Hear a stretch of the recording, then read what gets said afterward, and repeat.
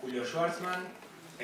Agradecemos la presencia de la senadora Norma Durango, que nos ha venido a ver en esta última instancia del Congreso. Bueno, voy a presentar a Julio, si bien seguramente todos lo conocen, pero bueno, vamos a hacer algunos mínimos lineamientos de su biografía, digamos, ¿no? Julio es doctor en letras, fue profesor regular de literatura argentina en la carrera de letras de la UBA, ha publicado varios libros, Microcríticas en 1996 y Letras Gauchas en el 2013. Ha dirigido también el segundo tomo de la Historia Crítica de la Literatura Argentina, dirigida por Schifrin, titulado La lucha de los lenguajes. Ha dirigido varios proyectos de investigación, algunos de ellos vinculados al tango, de manera interdisciplinaria con algunos musicólogos. También ha trabajado en relación con la articulación, oralidad y escritura en la literatura argentina. Ha sido traductor y periodista. También ha dirigido varias colecciones en editoriales como las del Centro Editor de América Latina, Santiago Arcos o Corregidor. Ha dado diversas conferencias y seminarios de posgrados en diversas universidades del mundo, ¿no? En varios países: Uruguay, Colombia, Estados Unidos, Francia, Alemania y Suecia. Y también ha sido becario en el Instituto Iberoamericano de Berlín. En esta oportunidad vamos a escuchar una conferencia titulada Preparados para improvisar, que bueno, escucharemos a continuación. Muchas gracias. Bueno, muchísimas gracias y muchísimas gracias a los organizadores del Congreso que me han invitado a dar una conferencia, y en particular a José Maristani. He recibido acá una cálida hospitalidad de la que estoy muy emocionado y muy contento. Y me he deslizado por distintos momentos del Congreso y me ha servido como experiencia, ¿no? Y como aprendizaje en varios sentidos, incluso pensando algo culposamente. Ayer fue un día de bastante renuncio en el sentido para mí, pero tuve presencia lo más plena que pude en el primer día, bastante hoy, pero estaba pensando que conciencia de todo el Congreso no tiene nadie de los asistentes acá, ni siquiera los organizadores. Es una pregunta filosófica de carácter sandaliano, digamos, ¿no? Vinculamos con Fabrizio, la famosa pregunta que se formula en la Cartuja de Parma, altos citados, acerca de si puede decir o no, sin mentir, que estuvo en la batalla de Waterloo. Porque una batalla es como objeto de conocimiento problemático. Ni siquiera el Estado Mayor generalmente está alejado, y estar alejado es contemplar en su plenitud el objeto, pero sustraer el cuerpo también lo puede decir. Así que ni siquiera las actas del Congreso podrían dar cuenta del Congreso, porque es una sucesión y no una simultaneidad, porque nunca están los debates en su plenitud, ni lo más importante de los congresos, que son los pasillos. Así que bueno, esto es el resultado de mi definición entre dos conferencias, que tuvieron dos títulos y acá uno de transacción y de transición. Así que vamos a ver qué sale. Yo a esta altura estaría muy feliz habiendo dado la conferencia el primer día como estaba planificado, y ahora súper relajado escuchando a Silvia Zaita, gran laburadora, gran investigadora, cuyas hipótesis siempre he leído y escuchado con placer, pero bueno, las cosas se dieron de otra manera, lamentablemente, y bueno, vamos a tratar de salir del paso. Voy a hacer algunas referencias que se me vayan ocurriendo y que algunas cosas las macheteé en el margen, a propósito de cosas que sucedieron en el Congreso, que no implican ningún tipo de valoración previa ni jerarquía, sino eso, el cruce accidental entre cosas que venían diciéndose, planificándose acá y lo que fui escuchando. Así que bueno, cuando pensé en esta intervención, la idea de desencuentro, porque el título era Desencuentros, Lengua y Literatura, a favor de malinterpretarme, no era frustrante, sino dichosa. En mi intuición, pero también en mi experiencia de lector, los desconciertos provocados por el sesgo sorpresivo de una voz, de un giro, de un tono, de una referencia, generaban una ansiedad que o bien se postergaba indefinidamente, o bien se iba resolviendo con el socorro de conjeturas y apuestas. A diferencia de las verdades o verosimilitudes estadísticas, esos lugares textuales podrían no ser voces o giros emblemáticos, sino locus más bien escondidos o agazapados, o frecuentados sin explorar, o incluso de una frecuencia de aparición tenue y mínima, casi secreta, y que podrían contener precisamente en esa cuasi invisibilidad una revelación. En esa inadvertencia, en ese descuido de la atención o el reconocimiento de los hablantes y los lectores, en este tránsito entre la lengua de todos y las hablas de todos y las lenguas y las hablas literarias, residiría una potencia apenas conjeturable o a lo sumo verificable si acaso en un futuro que veremos o no. He puesto una cita de Rubén Fontana, de un artículo titulado De signos y siglos, aparecido en Revista Tipográfica número 63, que se encuentra en internet. Rubén Fontana es un extraordinario diseñador gráfico, creador de tipografía y de familias tipográficas, que es una noción bastante cósmica en sentido tipográfico, y ha sido titular de diseño gráfico en arquitectura y urbanismo en Buenos Aires, ¿no? La cita la reduzco, la estoy reduciendo a su caracú, para mí, que dice: al detenerse en el análisis de la morfología de cada letra, en la previsión de la forma de su contraforma, en el transcurrir del blanco y negro de su ritmo, en los recorridos de sus trazos, en el espacio que habrá de contenerla, de unirla y separarla, el tipógrafo no está prefigurando la belleza de una forma, está planificando el futuro de una palabra que aún no conoce. Me ha parecido enormemente reveladora esta aserción de alguien que conoce como pocos el objeto libro y el objeto impreso en otros soportes, y sobre todo la incorporación del concepto de ritmo a un elemento tradicionalmente seriado en lo visual. Lo que me remite un poco a las palabras de Monteleone ayer, cuando decía algo semejante respecto de la página y del verso en Odo Orozco o en Juan L. Ortiz, etc., ¿no? Es decir, algo que se capta no necesariamente con la imagen acústica que aparece interna con la lectura, sino con la imagen visual que deriva de la arquitectura de la página. Y es una idea extraordinaria, me recuerda un capítulo de la historia de la escritura de Etienne Bleu, en que se ocupa solamente, es una ironía, del estudio de un carácter ideográfico de la escritura china a lo largo de los siglos. La ironía es que esta limitación es expansiva y magnífica, como el diseñador de tipografía que no está trabajando sobre un texto, sino posibilitando, en cierto sentido, todos los textos futuros, o el inventor de un instrumento que no crea una sinfonía genial, sino toda la música que puede llegar a salir de él. Pero también me hace pensar qué conciencia suplementaria producen los saberes tipográficos y de arquitectura de la página sobre la escritura misma y sobre la textualidad. Darío Cantón, poeta, amigo de Rubén Fontana, me sorprendió cuando, al entrevistarlo en la época de su periódico postal Hace Mal, con S, contó que antes de publicar un poemario o un número de este tentempié de poesía, extendía en el suelo el pliego completo. Habitualmente el pliego son, digamos, es la muestra que, plegada en 2, en 4 y en 8, da las 16 páginas de un cuadernillo que será objeto de encuadernación.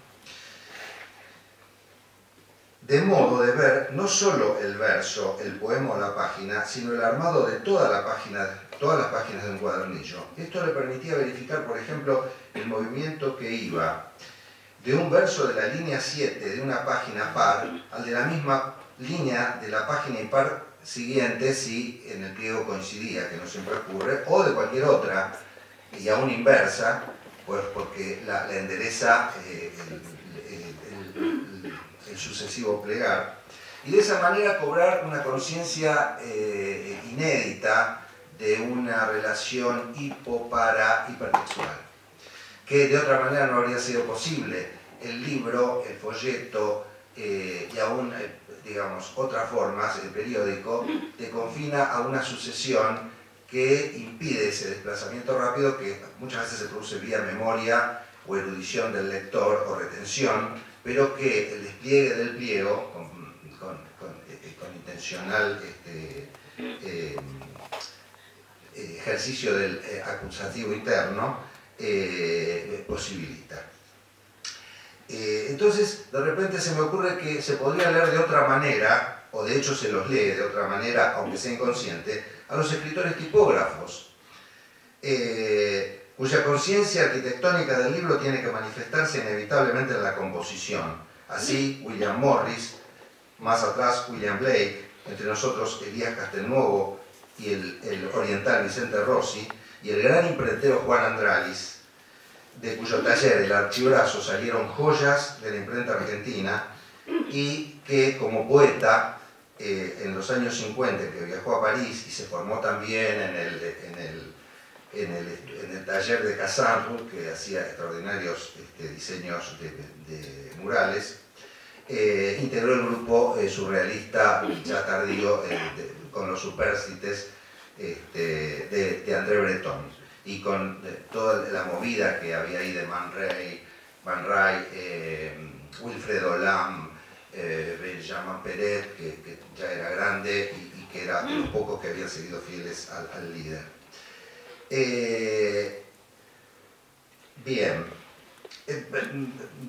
recordando el homenaje a Agustín Ortiz y viendo algunas informaciones en solapas de los libros y demás, recupero que fue corrector y linotipista de La Arena.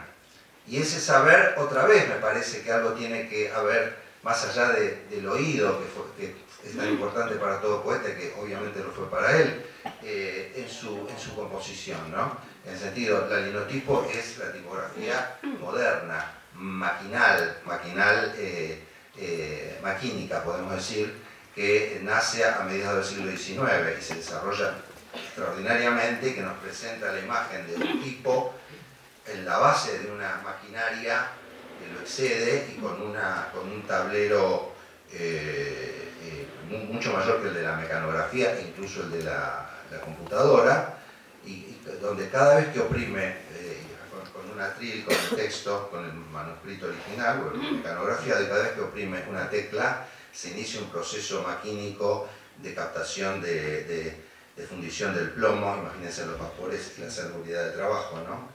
Nos remite a las luchas de la primera Federación Gráfica Bonaerense, fusión del fragua del tipo, construcción de la letra, desplazamiento de la letra seguida por la otra, y el silencio tipográfico, el vacío, y la otra, el fin de la línea que va trepando hacia la parte superior, que se corre a la derecha, desplazada por la siguiente línea hasta formar la caja, ¿no? Es decir, la máquina ya hace una cantidad de trabajo, de cosas manuales que hacía el antiguo tipógrafo.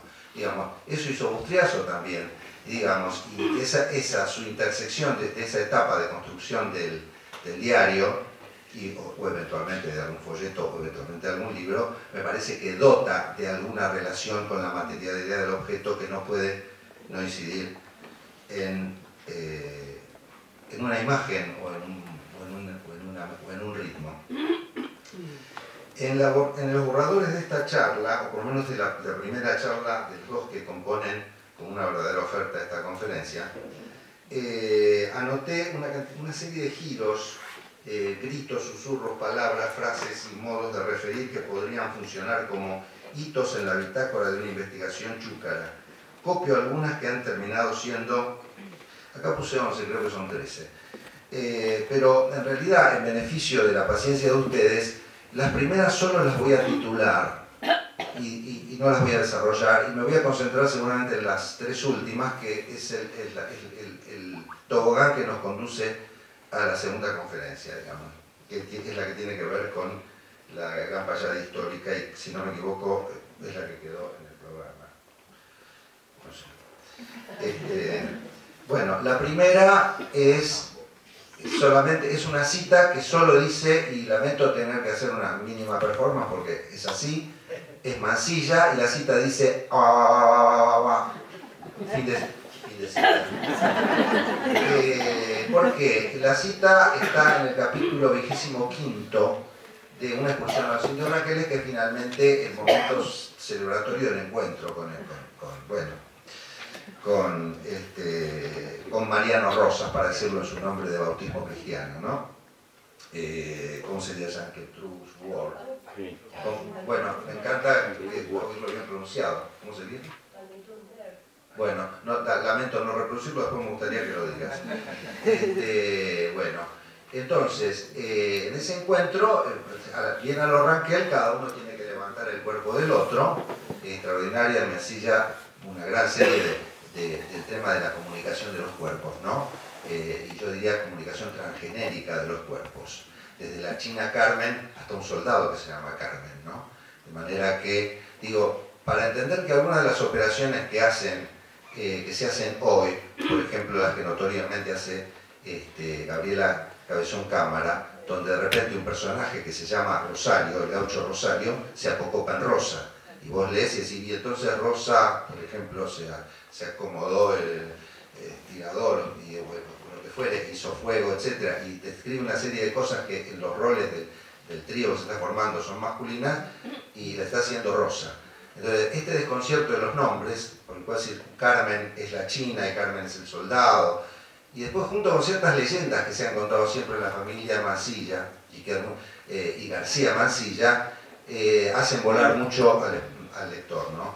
Entonces, nada, él escribe esto, y justamente esta partitura del grito, vieron que la partitura tiene la notación en pentagrama, pero al lado puede decir brioso, por ejemplo, o andante, y eso es una ayuda importante para saber por qué las redondas negras, corcheas, tienen una duración de valor relativo, no de valor absoluto. Entonces, si no tenemos la indicación del tempo, bueno, acá más que el tempo es el modus, y ese modus es golpeándose la boca. Por lo tanto, cuando él pone una sucesión de 7 AES, o 3 o 9 AES, para entenderlo mejor hay que pegar ese golpe que remite también en otra frontera a un zapucay, o en África al grito de guerra bereber, es decir, todo aquello que precede a la palabra y que visceralmente diría que tiene un poder superior a la palabra en cuanto a que performa, para decir una cosa, por ejemplo, miedo.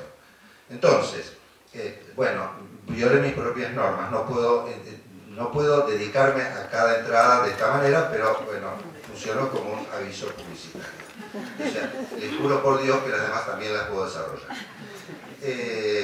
Esta es la primera. La segunda es la palabra comodorro en lo hablamos a eso con Mariano, en Popurrí de Cambaceres, que es, a mí se me ocurre, la peor novela de Cambaceres y su mejor texto, ¿no? Es un texto deslumbrante.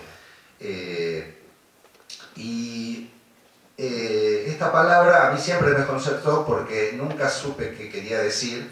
Es muy fácil la solución, y es una palabra que ayer también hablamos en la mesa de Harry Seinfeld, ¿no? Y el tema del género monólogo stand-up. Yo recuerdo un monólogo extraordinario, que obra de marco de cada episodio. Entonces empieza con eso y después nunca lo retoma. En uno de los monólogos, él recrea la peripecia de una media, ¿no? Como indumentaria, que cuando el tambor centrifugante del lavarropa termina de funcionar, se agazapa en el borde, muy cautelosamente, de manera que no saca las toallas, las camisas, las prendas íntimas, etc. Y la media no la saca, y queda viuda la otra, y bueno, se pierde, porque la media no quiere volver a intermediar entre el zapato y la pata. ¿Me explico? Es una tarea que no se lo desea a nadie. Bueno, entonces, algo parecido hizo esta palabra. Esta palabra se escondió, y ningún lexicógrafo, ni de la academia, ni de los diccionarios de americanismos, ni en una clase la registró nunca. Digo, me cansé buscándola, otro juramento que hago acá, porque ahora habría que volver a entrar a internet. La última vez que lo hice fue hace 2 años y medio. No existe. Entonces digo, esa virtud de algunos términos de disolverse en esa enorme red que configura la existencia real, pero al mismo tiempo virtual, del vocabulario de una lengua, ¿no? ¿Quién lo tiene? El diccionario no lo tiene. De repente los académicos se ponen generosos y dan un alta a una palabra, y tienen tanta mala suerte que 2 años después dejó de usarse. Entonces quisieron abandonar el conservadurismo, cuando un académico debe ser endemoniadamente conservador. ¿no? O sea, digamos, eso es lo que le corresponde.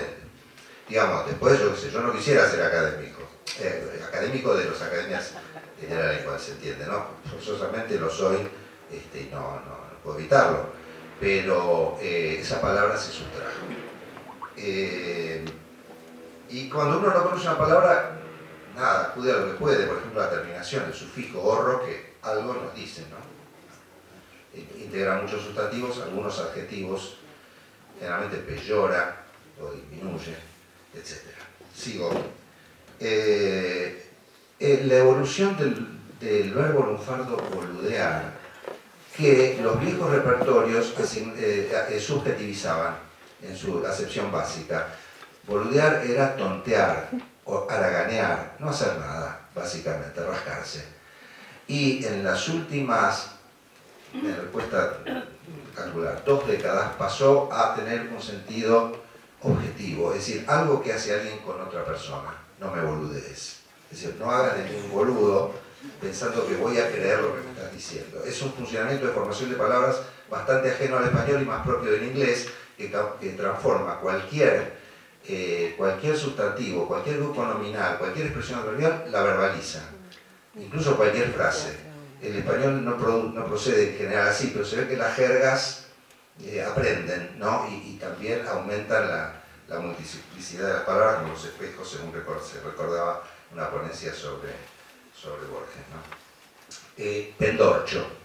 Pendorcho es un tránsito de un programa cómico, es una palabra comodín, es una palabra universal que básicamente no quiere decir nada, pero sí está asociada a algún tipo de mecanismo u objeto de función desconocida, ¿no? Que va al socorro del hablante, que surgió en un programa, es decir, tiene fecha de nacimiento en un programa de la televisión argentina de los años 60 y que reaparece extraordinariamente en un poema de Alambres de Berlonger, muy resemantizada. Un mecanismo o sea, no siempre me ocupo de palabras ni de giros, sino también de mecanismos, ¿no? Hay un funcionamiento léxico-jergal del lunfardo por el cual la palabra se apocopa y después se expande. Hay una idea equivocada de que las jergas en general tienden a abreviar, eso ocurre mucho en el inglés, pero en nuestro lunfardo y en otras jergas se abrevia y se expande, se abrevia y se expande. Doy un solo ejemplo y hoy boludeo bastante porque justamente el adjetivo boludo se ha comprimido en bolas, no seas bolas.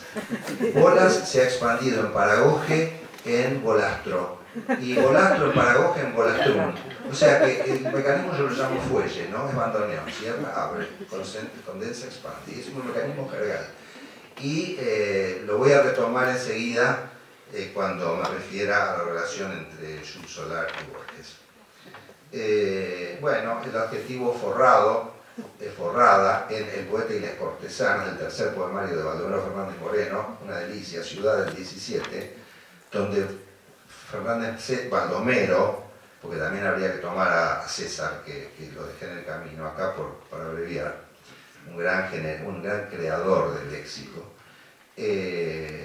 Baldomero fue pensado durante décadas como poeta ñoño por culpa de sus 70 balcones que él terminó deplorando y estaban en todas las antologías escolares. Pero hay un poema extraordinario en Ciudad que se llama El poeta y las cortesanas, que transcurre en un prostíbulo y donde su uso del lenguaje indicial del sexo es deslumbrante. Ahora viene algo que, el número que tiene 7 de esta lista que estoy haciendo, que es, me voy a extender apenas un poquito, que es el sistema de referencias de consignas políticas en Quemar el cielo, novela de Mariana Dimópulos, que acaba de publicar hace un par de meses Adriana Hidalgo.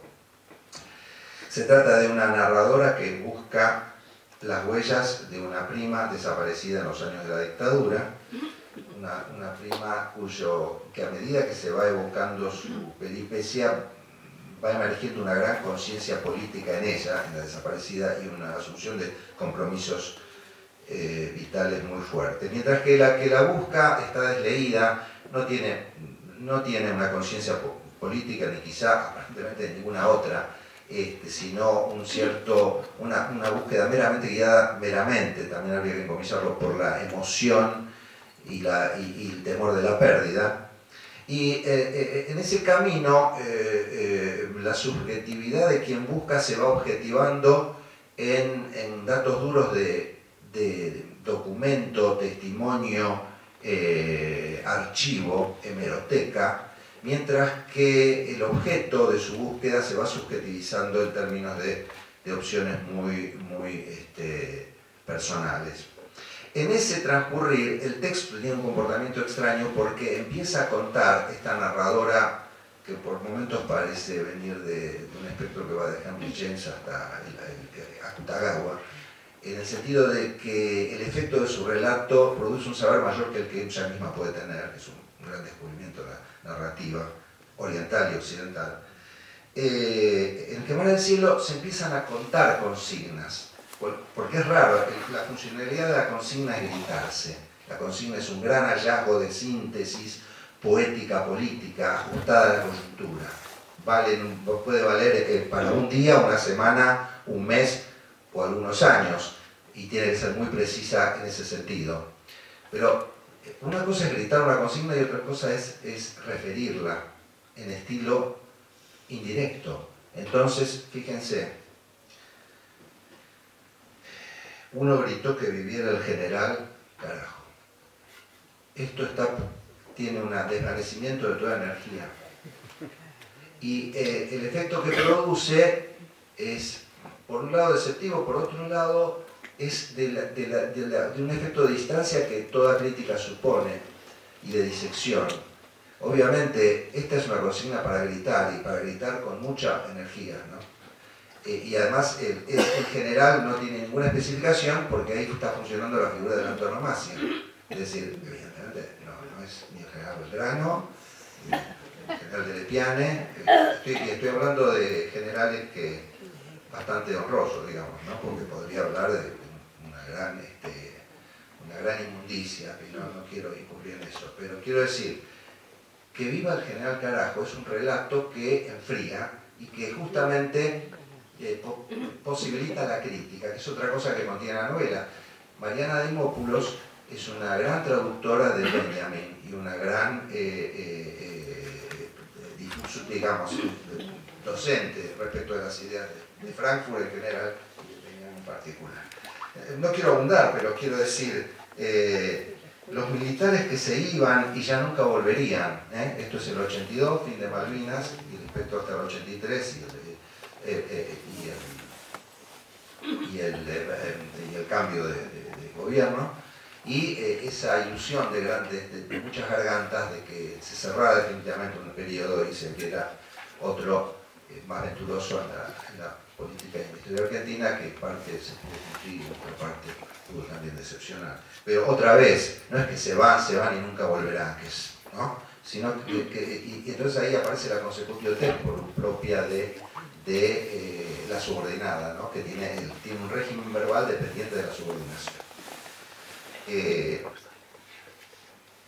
El tren casi fluvial de Francisco Madariaga es fascinante. Esto es un momento de su poesía que fue retenido por él mismo cuando en el año 88 el Fondo de Cultura publica un buen volumen con buena parte de la recopilación de su obra poética, y que ahora que Eduner sacó toda la obra poética, casi toda prácticamente, y parte de la obra prosa, es el título de uno de los dos volúmenes, ¿no? El tren casi fluvial, porque la atenuación adverbial del casi no funciona para algún tipo de calificación, pero no funcionaría para la descripción dura de la fluvialidad. ¿Qué sería lo casi fluvial, ¿no? Salvo que uno imagine, bueno, como he visto simplemente visitando lugares y demás, los ríos que en La Pampa, como producto de tratamientos de provincias limítrofes, terminaron secándose o agotándose, pero no es eso la casi fluvialidad. La casi fluvialidad remite un imaginario de estero, en el cual la imagen, por ejemplo, de un tren perdiéndose en la selva de la noche, rodeado de esteros y hacia palmares, en la poesía de Madariaga es deslumbrante. Muchos se han sorprendido y lo han considerado el único surrealista que todo el mundo no se posa en lo urbano, sino en lo rural, ¿no? Y esta imagen muy cimarrona, podemos decir, es una de las claves de su construcción poética. 9 sería esto, Vítor Gombrowicz, cartas a un amigo argentino. También voy a tratar de ser económico. Su amigo argentino es uno de los integrantes del llamado Grupo Gombrowicz, que es el que integró, sí, que incluía a Virgilio Piñera, ¿no? Un cubano que mencionó también al pasar a Mícola al principio. En el comité, podemos decir que funcionaba en el Rex, en el bar y en el salón Rex y en la Fragata, y que estaban arduamente traduciendo Ferdi Durque. Mientras por otra parte el mismo Gombrowicz iba adentrándose en el español rioplatense como podía y con sus tonos, ¿no? Y entonces cuando en el 65, después de 25 años de impensada estada como producto de aquella invasión alemana a Polonia, se queda y produce acá y vive sus experiencias de frustración en relación con el mundo literario y cultural de la Argentina, que en parte tendría algo bastante que ver con el oráculo de la calle Posadas, y creo que vos hablaste de Gombrowicz, ¿no? Digo, no, contactos que van apareciendo, ¿no? Porque es inevitable, ¿no? Porque nadie calcule nada.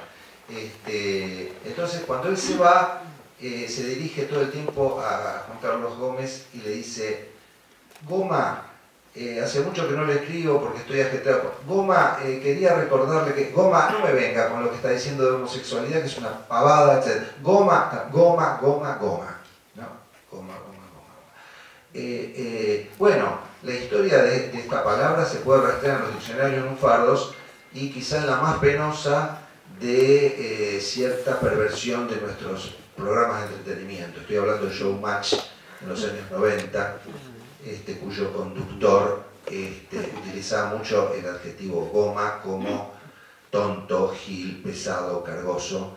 Y todavía los viejos diccionarios lunfardos, desde Govelo hasta Teruggi, que Teruggi ha sido para mí el mayor lexicógrafo lunfardo, un tipo de un saber extraordinario, y era geólogo, ¿no? Hablando de los topógrafos y los geólogos y los poetas y los tipos que... Y además uno de los más grandes lectores de Joyce en el mundo, diría, ¿no? Y del Finnegan's Wake, Teruggi. Teruggi llega a definir goma, igual que Govelo, como profiláctico, como tetas, por ampliación a partir de expansión profiláctico, pene, y se detienen ahí. Solo Oscar Conde, que es el lexicógrafo más académico, más moderno, con más herramientas de conocimiento de la filología clásica y moderna, y con Oreja también, y además por el hecho de que trabajó después que ellos, o sea, una primera edición en el 98 y una segunda en el 8, creo, en el 6, dice como quinta acepción, tonto gil. Esto no existía en el 60. El tipo de amistad que tenía Gombrowicz con Juan Carlos Gómez es el tipo de amistad donde la ternura se disfraza de rispidez y que está todo el tiempo sobre se constituye la base de la, podemos decir, de la cachada, para decirlo con una palabra muy vernácula, ¿no? Y entonces, y en lo oral había una expresión que decía siempre Gombrowicz, que era mi fiel goma, que remite a un imaginario señorial de señor vasallo y de caballero escudero, y Gómez, retribuyendo eso cuando se muere Gombrowicz, dice: adiós mi querido polaco, mi maestro, mi señor.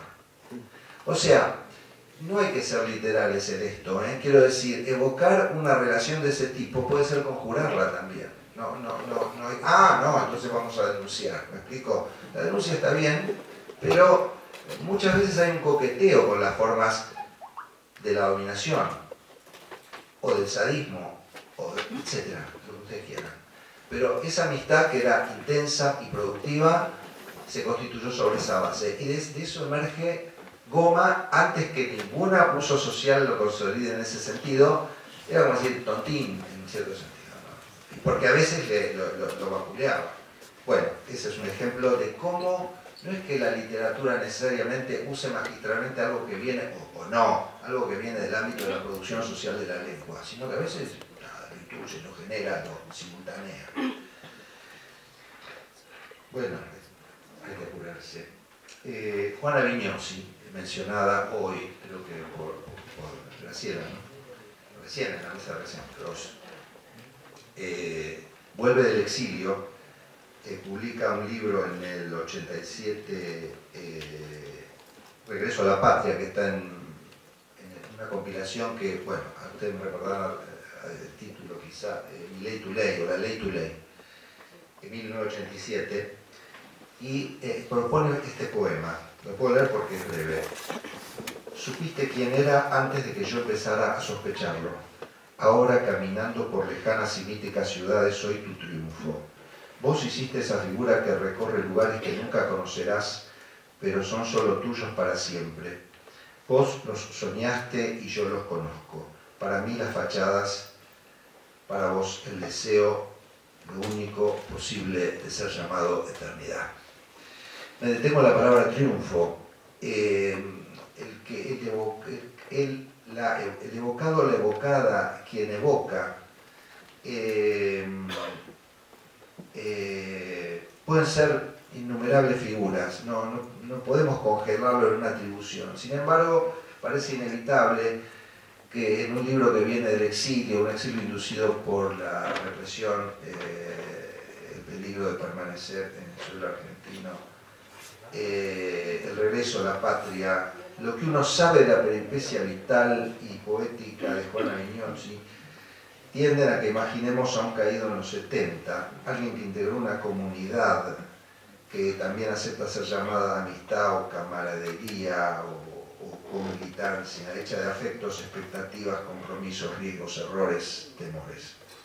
El poema construye una posta de experiencias, algo suprasubjetivo, a través de lo cual el deseo de uno o una puede concretarse, diría perfectamente, en otra, en otro. O sea, lo que permanece es el deseo, el sujeto es más accidental. Entonces, el exilio te lleva a ciudades lejanas, ahora cercanas, en el exilio, y míticas, ahora históricas, con lo que aquella que ya no está y que las había soñado, triunfa, podríamos decir, triunfa en su malogro, en su fracaso. Seguimos preludiando ahora la segunda conferencia, ¿no? Con este triunfo ambiguo y también maravilloso. Perfluyue en Borges.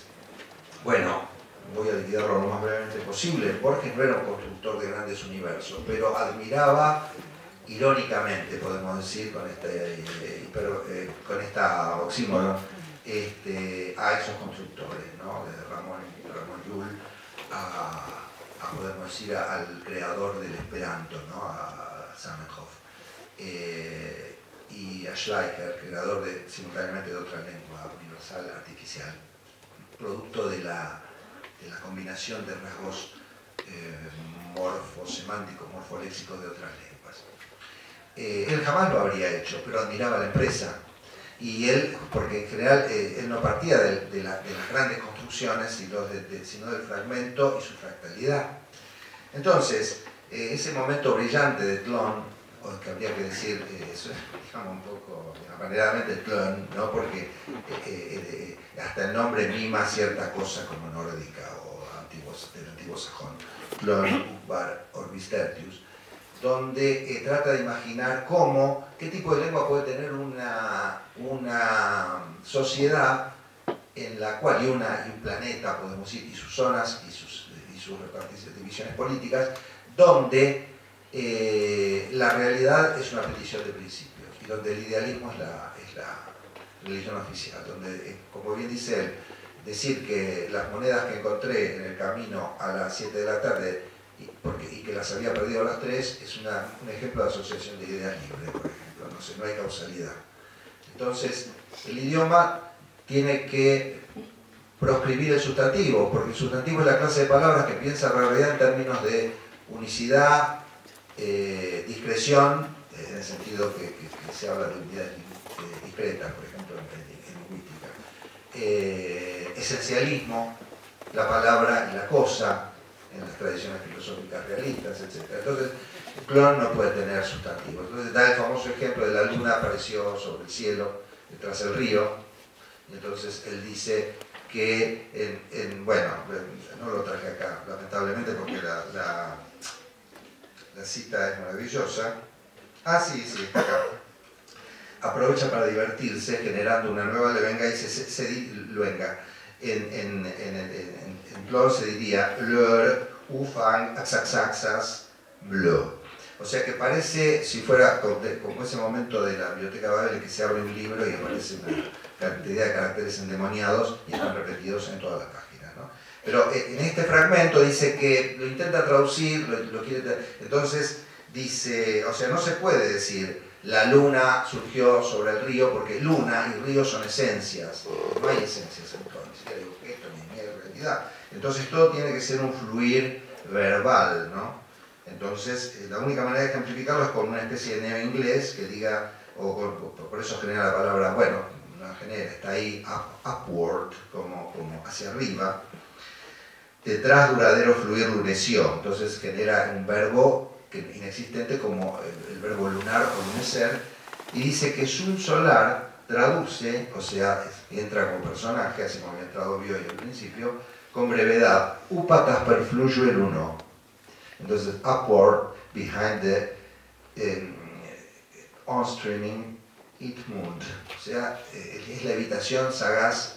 Entonces, leyendo las visiones de Sul Solar, escritas en neocriollo y compiladas por Patricia Artundo, y bueno, y otras empresas de traducción, que bueno, no voy a detallar, uno se da cuenta que está respetado totalmente el neocriollo, ¿no? Por ejemplo, upa es una palabra muy frecuente y muy graciosa también, ¿no? Que nos remite a un imaginario infantil, pero al mismo tiempo es para abreviar todo, ¿no? Hacia arriba. Y ese sufijo ue es en el neocriollo una forma de adverbializar.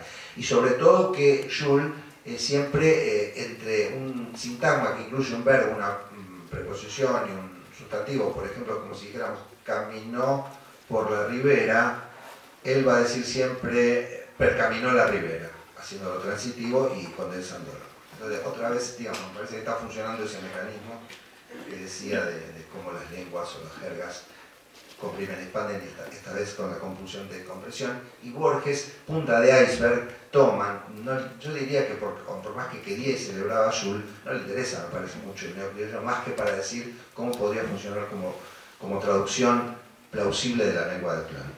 Y la última palabra, la última, es la que genera la segunda conferencia, creo que estoy en la mitad del tiempo, ¿no?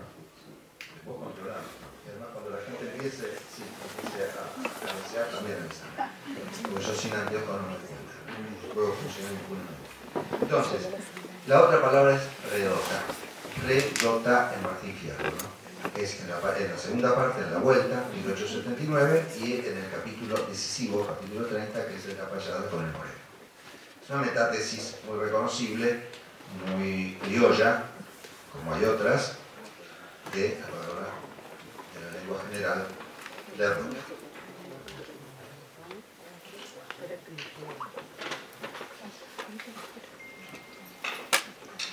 Voy a leer, tal vez sea más rápido ahora. La payada, el canto 30 de la vuelta de Martín Fierro, sigue retando al porvenir, revelando siempre nuevas complejidades.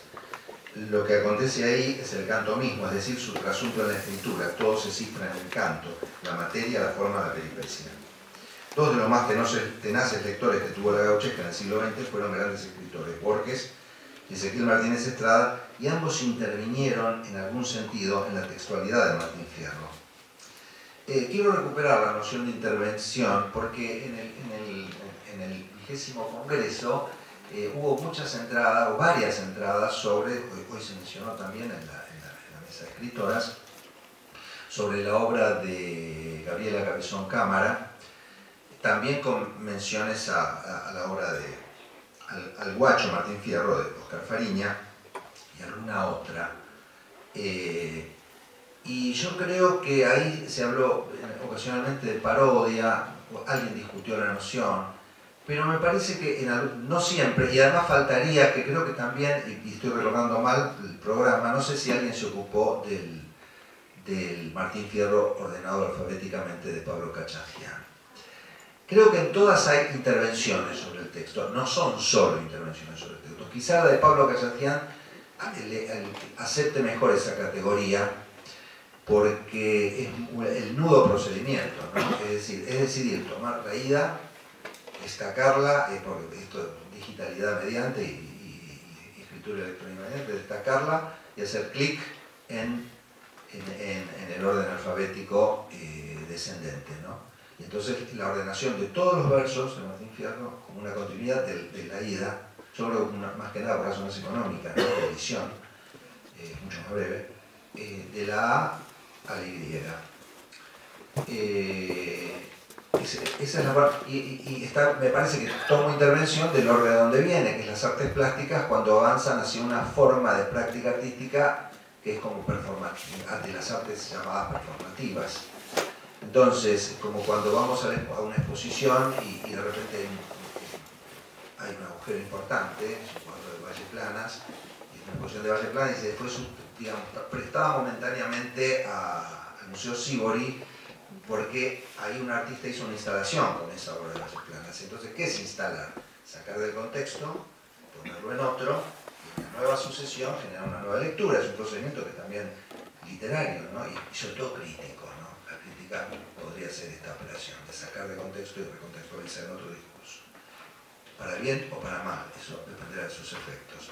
Entonces, yo creo que no agota el carácter de intervención la naturaleza de estos emprendimientos de Fariña, Cabezón Cámara, pero me parece que describe una parte de lo que hacen, ¿no? Entonces, Borges y Matías Estrada también intervinieron. Borges, como muy bien analizó Ludmer, hizo una cosa extraordinaria en el plano de la ficción, y eso aquí convendría recordar, pese a todo lo que decía Borges, otro sería de este país si el libro nacional fuera el Facundo y no el Martín Fierro, pero lo cierto es que el Facundo no inspiró a Borges y el Martín Fierro sí lo inspiró en términos de creación ficcional. Entonces, ¿qué hizo Borges? En el fin, le puso un final a la vuelta de Martín Fierro que no tenía el texto y lo distorsionó, porque la tesitura conciliadora y elegíaca del Hernández de la Vuelta, de parte del Hernández de la Vuelta, el texto se le insubordina muchas veces, iba contra la tesitura pendenciera, que es por un problema de tradición cultural la que Borges prefería. Entonces, Borges vuelve por la pendencia, el duelo y la muerte, que es lo que le interesa, y entonces el fin del poema no es la dispersión a los cuatro vientos, sino que después de la dispersión, Fierro vuelve a la pulpería donde el Moreno con gran sabiduría lo espera y aparece el duelo, y ahí, bueno, y la muerte. Entonces, y la otra cosa que suplementaba Borges genera la biografía de Tadeo Isidro Cruz, que es lo que la imaginación de cómo pudo ser la vida de Cruz antes del encuentro que la cambia para siempre, que es el encuentro de Fierro con la partida en la ida. Entonces trabaja la ida y la vuelta. ¿Y qué es la operación que hace Martínez Estrada? Martínez Estrada, que es un gran escritor de ficción y un gran poeta, en mi opinión, no lo hace en esos géneros, sino para mí la ficción de Ezequiel Martínez Estrada es una ficción crítica. ¿Por qué? Porque en Muerte y Transfiguración, él primero caracteriza a la payada del canto 30 como el momento prácticamente nodal del poema y al mismo tiempo como un momento montado. Él trabaja muchísimo con la idea del montaje cinematográfico. La palabra moviola no aparece nunca, pero subyace mucho en el principio como principio constructivo. Entonces él dice, por ejemplo, cada estrofa es un poema, se puede sacar, hagan la prueba, yo la hice, saco y van a ver que funciona. Y después dice, no, los versos son inseparables, si uno saca un verso se malogra, ahí se malogra también el espíritu crítico o la eficacia crítica de Mercedes Estrada, porque tratándose de estrofas regulares, es lógico que si sacas un verso se te empieza a desmoronar. O sea, no es algo que le pase a Martín Fierro, sino a la poesía regular. Pero lo interesante de la operación de él es que dice, pongo y saco, pruebo y demuestro. Yo lo hice, lo recomiendo hacer y van a ver que funciona. Después en el poema, en el poema que es Muerte y Transfiguración, no hay una prueba muy visible de que lo haya hecho, pero él dice que lo hizo. Y siendo poeta, y por lo tanto un poeta crítico me parece que fetichiza menos el texto del otro, tal vez pelee más con el texto del otro, pero fetichiza menos. Es verosímil que él haya hecho operaciones de poner y sacar en los textos grandes. Sobre todo, él dice que comparando la edición crítica de Carlos Alberto Leumann del año 45 que incluye esos cuadernos que le facilitó la familia González de Solar a Leumann y no a Martínez Estrada. Este resentimiento pudo haber sido una de las causas generadoras de muerte y transfiguración, así como también la famosa peronitis que él declaró tener en esos años del 46 al 55. Bueno, la resolvió muy productivamente. Digo, no estoy haciendo ningún chiste, él dijo, tenía una enfermedad de la piel incurable, y él la llamó peronitis, se curó en el 55. Esto es palabra de Martínez Estrada, no de ninguna interpretación.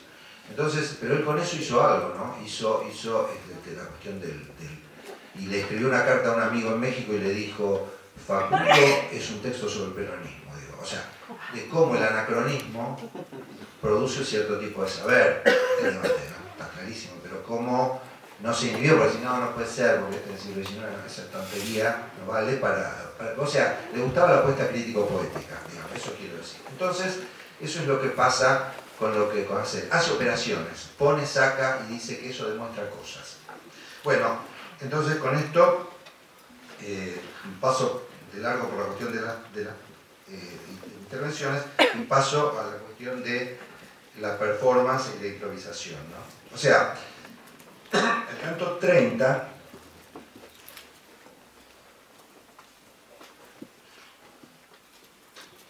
es una payada literaria, o sea que no es una payada, podemos decir, si apostamos simplemente a una verificación realista. La payada es un género oral, es un género de tiempo real, es de presencia, y de adrenalina y de desafío entre o bien dos cantores o entre un cantor y una audiencia que le dice ahora cante sobre esto, y ahora sobre esto, y ahora sobre esto. Muy bien. Una payada literaria contiene a una imagen de alguien que en la tranquilidad de su gabinete subdivide, genera dos voces que dialogan entre sí con todo el tiempo del mundo para la ofensiva de una pregunta y la contraofensiva de una respuesta. Sin embargo, el gabinete y la soledad de quien escribe admiten pensarse en términos de una duplicación y de una otredad, aquello de yo es otro, evocado también de otra manera por Michel Lafon y Benoît Peters cuando hablan de la escritura en colaboración, que dicen nosotros es otro.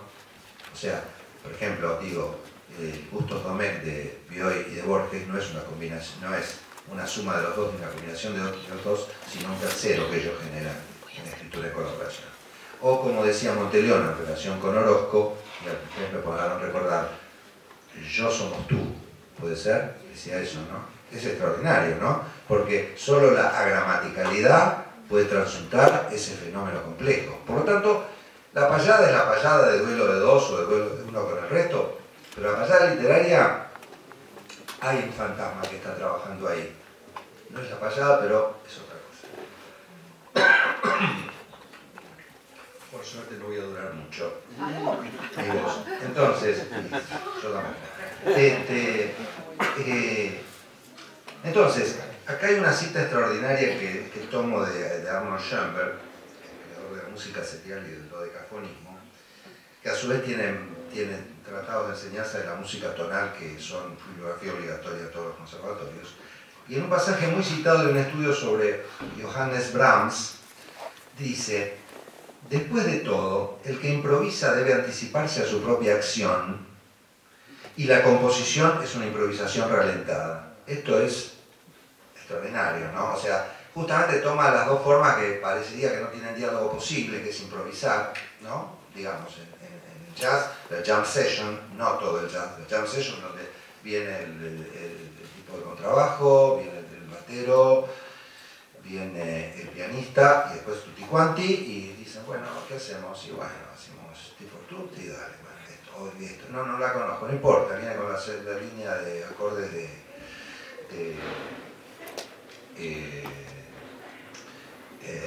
Sophisticated Lady. Ah, bueno, así la tengo. Entonces, tac y salen. Eso es una cosa. No hay partitura, no hay ensayo. Eso es improvisar.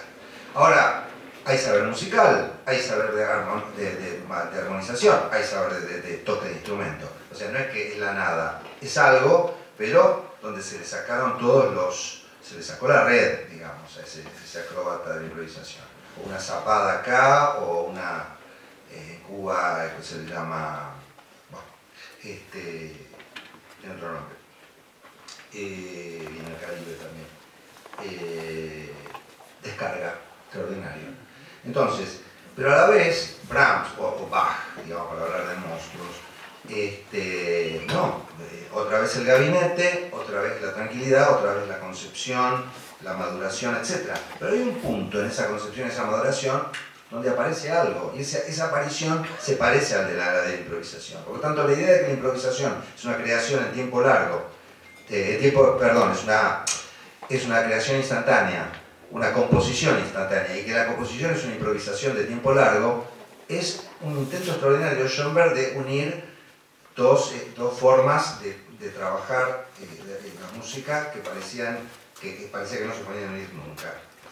Bueno, voy ahora a la cuestión esa de la improvisación y de la composición en esta payada y en las payadas históricas, ¿no?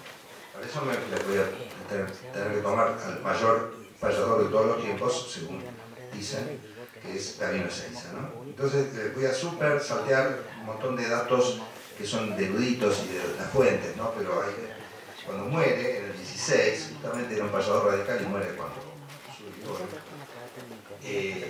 Caras y Caretas le hace un homenaje, y en el homenaje el caricaturista, el Carlos Cao, recuerda una anécdota de 20 años atrás, o sea, 2016, año 96, donde él está en un boliche y de repente se da cuenta que está con unos amigos, fueron a jugar las cartas, pero bueno, hay mucha gente, mucho jaleo, y se da cuenta que porque está Gabino Ezeiza, que iba a payar con Vázquez, que le falló el partener, y que entonces nada, se pone a disposición del público y la gente le tira preguntas. Y bueno, Cao era un escéptico y dice, ¿así? ¿Querés preguntar? Ahora te voy a dar. Le dice, en realidad antes de decir eso es que Gabino percibe un malestar, eso es extraordinario, porque eso es la adrenalina que yo decía, ¿no? El payador está ahí, ve que hay un grupete ahí que no, como en la conferencia los que están en la clase, los que se sientan atrás, que son los que conspiran, los que no le hacen el juego a la cátedra, los que no confraternizan con el enemigo docente. Entonces, bueno, esos son los que, sí, ¿cuánto falta para terminar? Bueno, entonces Cao estaba ahí. Y Gabino, que era un zorro, porque si no sabes poner una diapasón, o un diapasón que te muestre cómo vibra el público, no sos payador, entonces le dice, a ver, ¿y usted por qué no me propone un tema a Cao? Y entonces Cao le dice para sí, ¿qué es un tema? Y le dice, falle sobre logaritmos. Claro, porque ¿cuáles eran los temas de la payada habituales? San Martín, Sarmiento, la patria, la amistad, el honor, la bandera. Entonces no solamente tenían la forma de la décima o de la copla, sino ya medio el jeite del tema. El logaritmo. Entonces se produce un desconcierto, ahorro, no leo, deja la guitarra, se va y dice, bueno, esto, balona, ya está, perdió, etcétera, no viene, a los 15 minutos viene. ¿Y qué dice a los 15 minutos? Esto está, posiblemente algunos de ustedes lo conozcan, son cosas que por lo menos en la biografía Entonces lo que dice es esto, ¿no?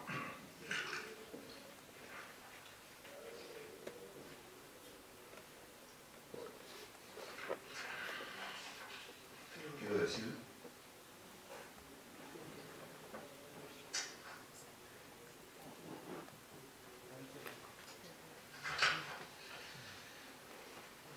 Lo que te puede pasar es que pierdas la hoja en este momento, ¿no?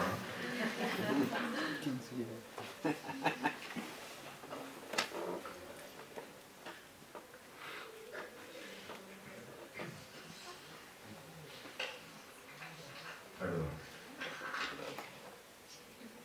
Claro, acá está, perdón. Dice así, entonces el tipo empieza, claro, porque el payador, en esa época estábamos en la transición entre la payada por cifra y la payada por milonga, que es largo de explicar, pero estaba pasando por cifra, parece Gabino, y entonces empieza con unos acordes y dice, señores, voy a explicar la ciencia del logaritmo. Señores, voy a explicar la ciencia del logaritmo. O sea, fíjense, acorde, repetición de verso, mientras tanto pienso, etc. Por supuesto que además se había macheteado con algo en esos 15 minutos. Entonces, si acierto a cantar al ritmo de mi modesto payá, bueno, eso es una décima, además que es una construcción complicada, ¿no? Pongamos para empezar dos progresiones enfrente, por diferencia y cociente, correspondiendo entre sí, y hay una saldrá de aquí un sistema sorprendente. Bueno, el tipo sigue, o sea que es virtuoso. En 15 minutos se enteró que era, no sabemos cómo, después se averiguó, enfrente había un médico amigo que medio que sabía de estas cosas, o le dijo, mira amigo, es esto. Pero el tipo incorporó eso, la información, la puso en octosílabos, los ordenó en décimas, más de una, bueno, digamos prodigioso, pero, acá hay un pero importantísimo, la payada violó una regla fundamental de la payada, vos te podés mover, vos no podés ser funcionario, vos no podés preguntarle a nadie, vos tenés que, si no sabés, tenés que contestar igual, y si no, rendirte. Entonces, eso, o sea, Gavino era extraordinario, pero no es la mejor anécdota, digamos, es buena, pero no es la mejor anécdota de él como payador. Esto me remite a una cosa extraordinaria que, bueno, la tenemos gracias al talento de Macedonio, ¿no? De Macedonio Fernández. Me refiero a la parte de su obra que compila en los brindis de recién venido, en que, bueno, en ese ámbito de sociabilidad que pasa por brindis, fiestas, recepciones, comilonas, ágapes y brindis, bueno, que hable, bueno, entonces él generalmente desarma y desactiva toda la... Entonces leo rápidamente distintos brindis, ¿no? A Gerardo Diego, a Nora Lange, etcétera, porque me interesa el trabajo conceptista, podemos decir, que hace, ¿no? Entonces él dice, no siempre venimos preparados para improvisar, ¿no? Como constante benevolencia, ¿no? Porque justamente poniendo la cosa de que esa tensión entre preparás o improvisás. Y en general se prepara para improvisar. De hecho, por ejemplo, en las últimas 20 años hay talleres de payada, cosa que antes los payadores parecía una afrenta, no, payar es imposible. Pero hay justamente lo que ellos llaman guille, que es como un jeite, que es, bueno, los trucos para ir armando la cosa si tenés talento. Si no tenés talento, no puedes armar nada. No estaba preparado para este benévolo pedido, pero felizmente mi improvisación la tiene Scalabrini Ortiz. Yo solo retengo 3 borradores completos de ella. Dice, o sea, imagínense el desafío de decir, no, tengo 3 borradores y además, pero la posta la tiene Scalabrini Ortiz, y eso es una improvisación. O sea, está todo el trayecto de la composición de un texto, los borradores, la corrección, y eso, digamos, subtendiendo la noción y erosionando la noción de improvisación. Solicito se me permita tomar la palabra sin anular mi condición de inasistente, en modelo de disculpas para inasistentes a un banquete. O sea, la disculpa se hace en presencia, o sea, asistiendo, etcétera, típicamente macedoniano. Entonces, bueno, esto está en juego en esta. En cambio, la mejor anécdota de Gavino es cuando, en otras circunstancias, que voy a omitir toda fuente, alguien le dice, paye sobre la metempsicosis. Entonces el tipo no se mueve de su lugar, recibe un papelito, lo deja en segundo lugar, se ve que contesta otras cosas antes y mientras tanto está, y cuando sale con esto, acorde de nuevo, acorde, repetición, pero es una copla, y dice, al que me mete en psicosis, le digo de modo vario, ¿por qué al mandarme el papel no me envió el diccionario? Entonces, este es el payador.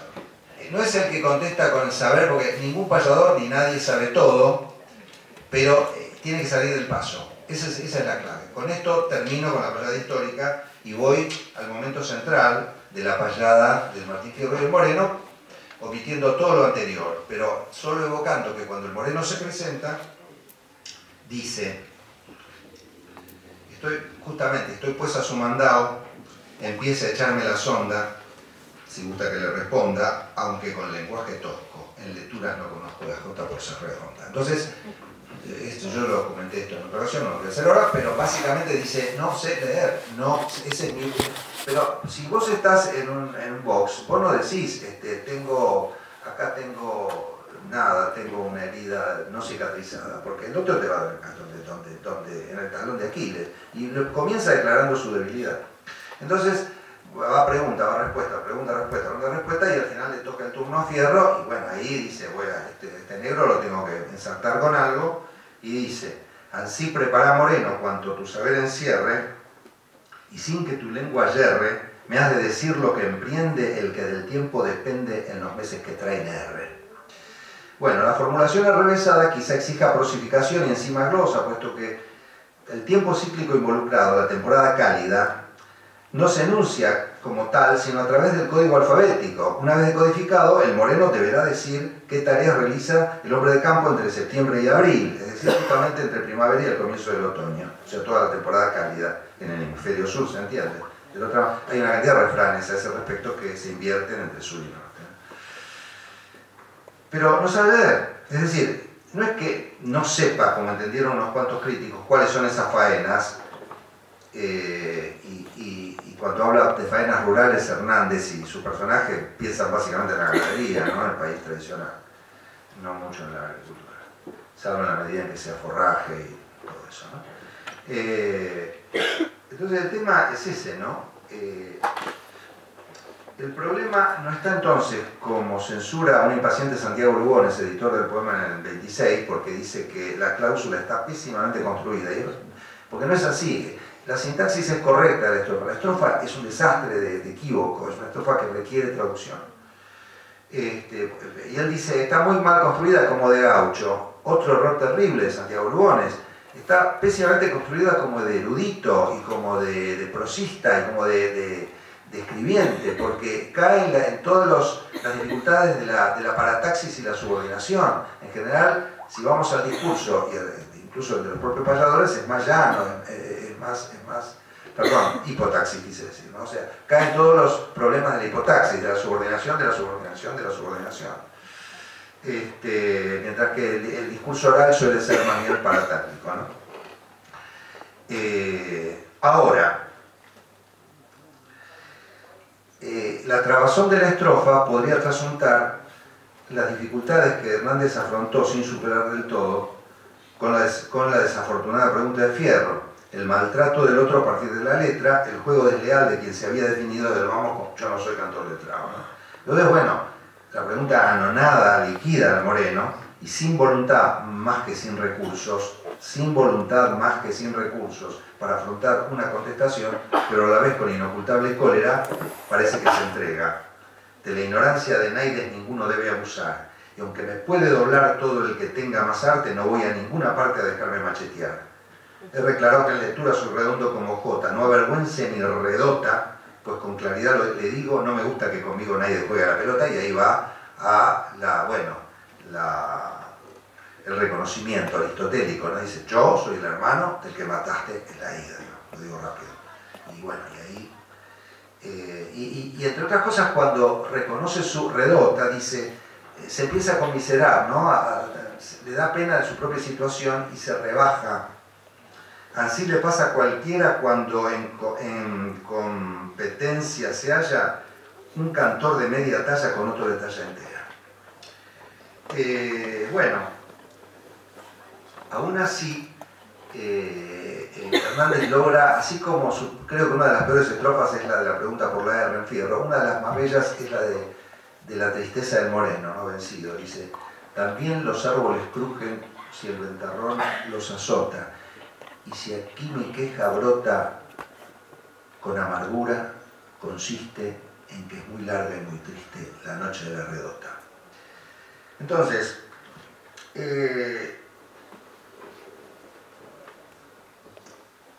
en su concepción de la vuelta, Hernández necesita que el Moreno pierda, pero su perspectiva autoral no se resigna a deponer la grandeza del payador íntegro que ha creado, con lo que el texto del poema crece extraordinariamente por sobre su anécdota, por sobre la trama, como diría Amícola. Hay algo extraño en esta redota que pide ser enunciada en agauchada metátesis, muy gaucho, ahora sí, Lugones, y que no hace más que rematar las señales funestas diseminadas durante el contrapunto del canto 30.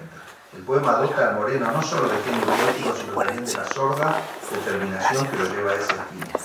Derrota es también, enderezando la palabra, camino, derrotero. Fierro se ha mostrado altanero y seguro de sí, mientras que el Moreno siempre en la payada está al borde de reconocer la victoria de otro. Suya será la victoria si que no sabe contestar, si no falla su saber por vencedor lo confieso, demasiada urgencia para perder. Una expansión sobre la metástasis redota. Podemos liquidarla diciendo que en las mejores huellas del género Hernández recrea las hablas gauchas y es fiel a la distorsión, como habría dicho Leónidas Lamborghini, pero habría algo más. Me comenta Pablo Roca, primer lector de estos paluseos, lo que Juan Zorrilla de San Martín, en la epopeya de Artigas de 1910, llamó el éxodo oriental, éxodo del pueblo oriental con metáfora bíblica, justamente por el éxodo del Antiguo Testamento, los criollos lo habían llamado ya contemporáneamente la redota. Hablo de la inmensa, habla Pablo Roca, ¿no? De la inmensa movilización que llevó a la gente a recorrer más de 500 kilómetros de atrás de Artigas hasta el campamento del Ayuí en el litoral norte. Zorrilla tomó lo del éxodo de Clemente Frejeiro, un historiador colorado de segunda línea que lo había largado en el año 83. ¿Quién no te dice, dice Roca, que la fuerza de aquella palabra aún no mancillada por la grandilocuencia de Éxodo no estuviera presente en José Hernández cuando compuso esta sextina notable que citas y comentás, etc. Esto es en el año 18. Y entonces yo recuerdo que, y busco, encuentro que en 2011 se inaugura, porque esto es, la lluvia ya es de este lado, es en Entre Ríos, ¿no? En 2011 se inauguró en el Parque San Carlos, de Concordia, en el segundo centenario justamente de la inmigración dirigida, como que es una de las grandes bases de la independencia oriental, ¿no? De la emancipación del pueblo español. Se inauguró el monumento al éxodo oriental, que está situado en el Paseo de la Redota, con lo cual hay una convivencia ecléctica de ambas denominaciones, la que le dio la gente y la que le dio el sistema, podemos decir. Entonces, salteo y digo, bueno, la cosa se insinúa el duelo de los cuerpos, que la gente detiene, y cuando el otro dice, yo soy aquel, el hermano del otro, Fierro le dice, al fin cerraste el pico después de tanto charlar, ya empezaba a maliciar al verte tan entonado que traías un embuchado y no lo querías largar. Entonces, y encima Fierro tiene un desplante, pero también medio que se tira para atrás en la tesitura pacifista y contemporizadora de la vuelta, pero también es provocador, ¿no? Entonces recupera su trayectoria en estos términos muy graciosos, de un enorme gaste hacia el Moreno. Dice, primero fue la frontera por persecución de un juez, los indios fueron después, y para nuevos estrenos, ahora son estos morenos pálidos de mi vejez. O sea, lo gasta.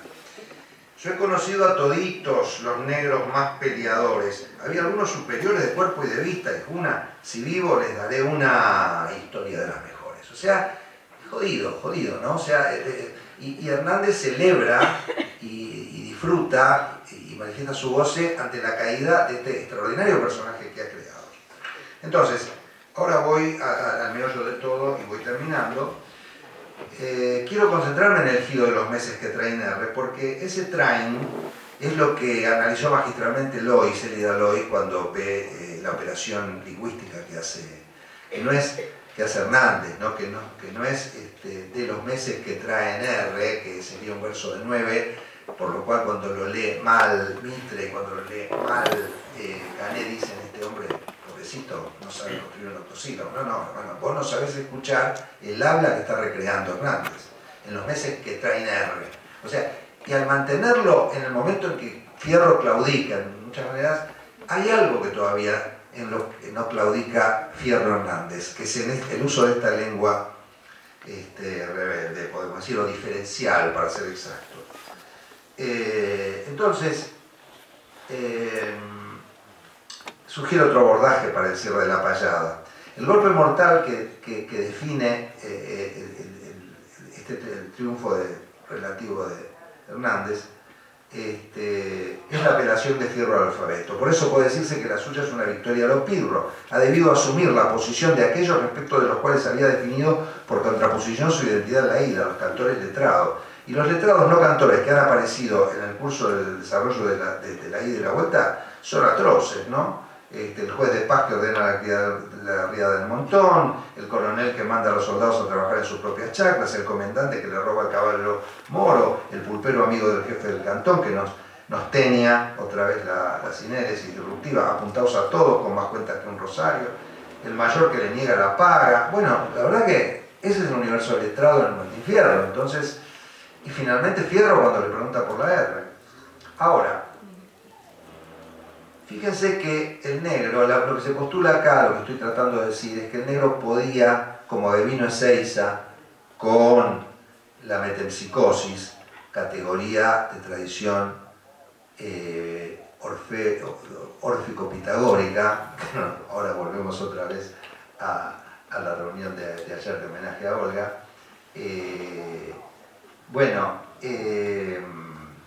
podría haber procedido así. Y digo, fíjense, cuando se había presentado, con toda altanería había dicho, yo sé lo que hay en la tierra en llegando al mismo centro, en dónde se encuentra el oro, en dónde se encuentra el fierro.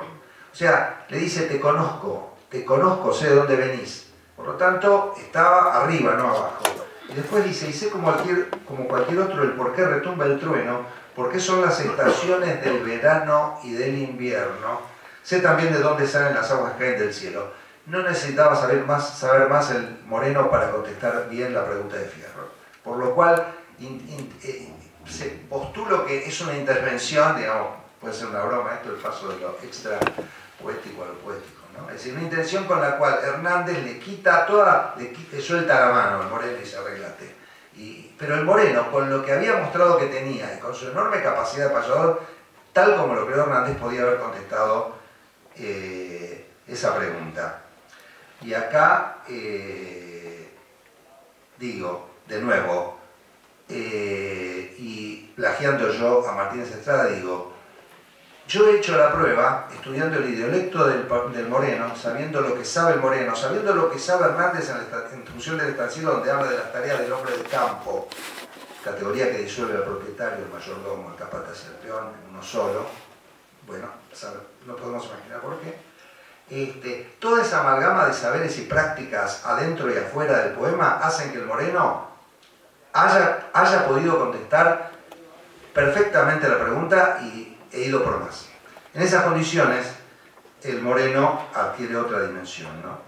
Y por lo tanto, cuestionando la pregunta, el Moreno lo único que tenía era que cuestionar la pregunta e ir adelante con lo que sabía del verano, del invierno, las tareas rurales, puesto que era peor de estancia, y las mañas de Fierro.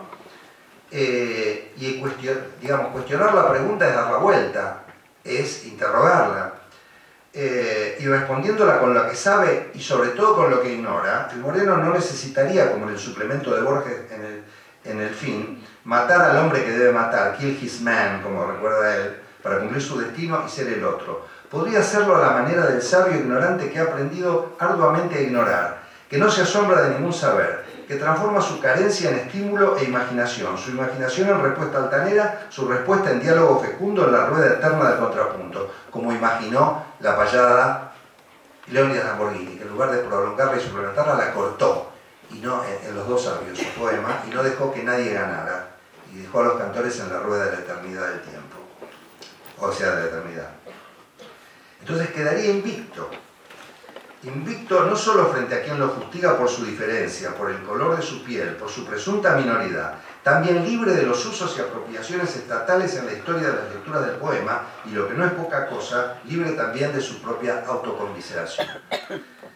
Al exhibir la letra como carta de triunfo, Fierro vuelve con una nueva versión de la ley diferencial que lo había privado de justicia, arrancándolo del hogar y los suyos, quitándole lo poco que tenía, condenándolo a defender por nada un orden injusto, obligándolo a desertar, desgraciarse, delinquir, aunque haya habido en su forma de delinquir una reproducción de las condiciones sociales y de la ley diferencial contra otros que juzgaba inferiores.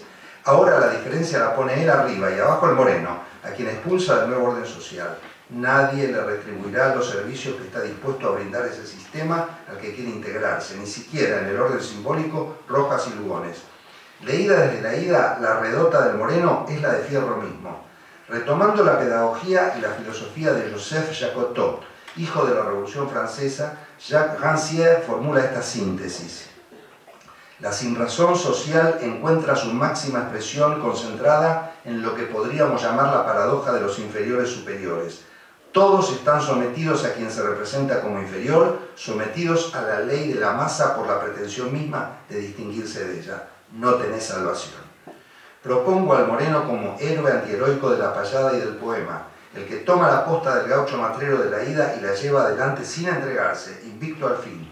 En esa parte independiente y separable de la obra, como quería el autor de Muerte y Transfiguración, estaría su centro móvil y siempre descentrable, y enorme en la talla de su redota, el Moreno, su verdadero protagonista. Gracias.